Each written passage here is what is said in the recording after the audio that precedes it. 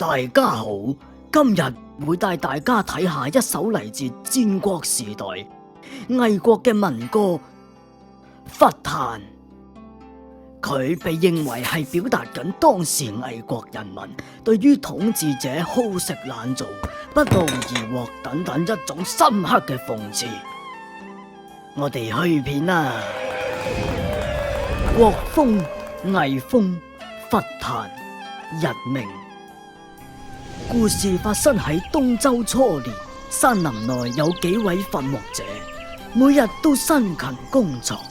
佢哋每日都要費盡氣力，將堅硬嘅檀木砍伐落嚟，並將檀木製成馬車嘅車輪。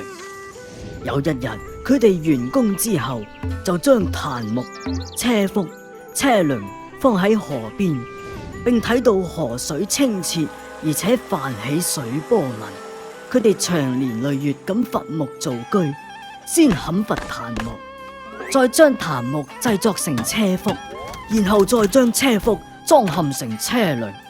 工作似乎冇做完嘅一日，辛苦疲勞嘅佢哋逐漸回憶起當刻在位者、統治者、貴族每日毫不費力就過住窮奢極侈嘅生活。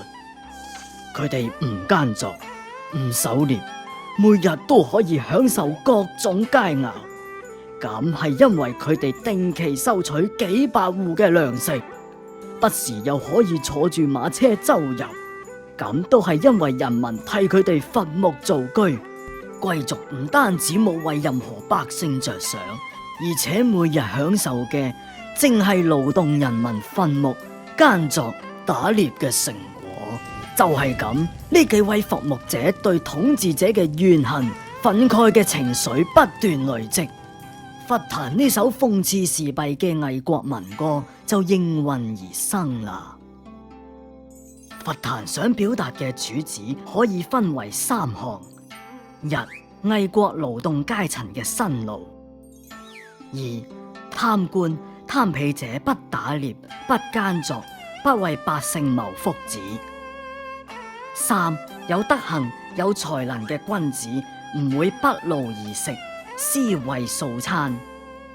伐檀詩句嘅特色包括：一、重章疊句，反復詠唱，可滿足詩歌口耳相傳嘅需要；二、喺語氣上，詩歌語氣隨住憤懣情緒每段遞增；喺內容上，在位者所剝奪百姓嘅勞動成果數量同種類越嚟越多，使詩篇嘅思想情感層層遞進，步步深入。今日我哋仲請到幾位魏國嘅伐木者嚟到職場嚟個伐檀 rap battle， 有請伐木者。用咪劇冚伐檀係，置之何之案係，河水清且漣漪，不嫁不識，胡取禾300錢係，不狩不獵，胡瞻以庭有緣換係，比君子係，不素餐係。冚伐福係，置之何之質係，河水清者直衣，不嫁不識，胡取禾300億係，不狩不獵，胡瞻以庭有緣特係，比君子係，不素食係。冚伐論係，置之何之順係，河水清者漣漪，不嫁不識，胡取禾300均係，不狩不獵，胡瞻以庭有緣信係，比君子係，不素酸係。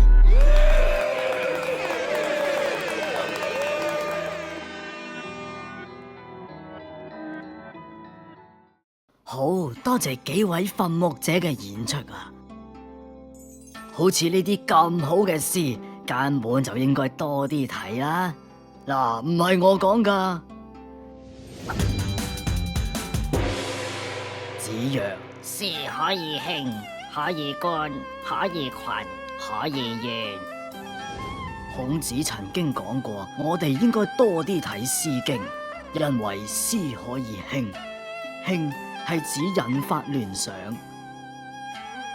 可以觀，觀係指觀風俗之盛衰；可以群，群係指促進群體和諧；可以圓，圓係指抒發民怨以警惕國君。